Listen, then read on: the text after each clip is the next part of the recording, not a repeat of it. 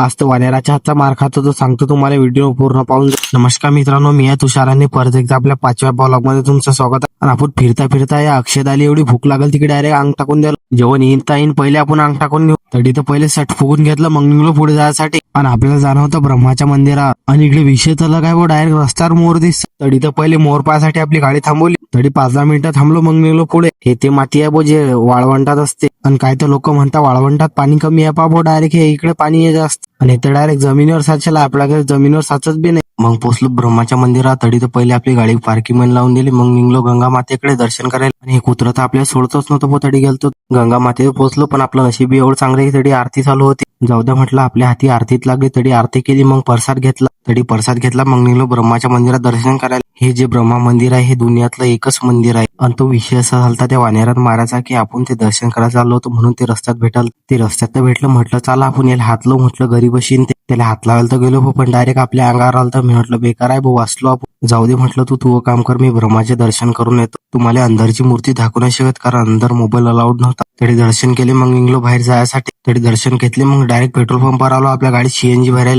तुम्ही माणसाचा झपला काऊन होता, पण आपल्याला थंडी वाजत होती वो, काय बेकार थंडी होती. इकडे खुर्चीवर बसेल तो होतो, पण सुका नाही बसू देत नाही. भेटू परत दुसऱ्या व्हिडिओ मध्ये, तोपर्यंत आपल्याला फॉलो करून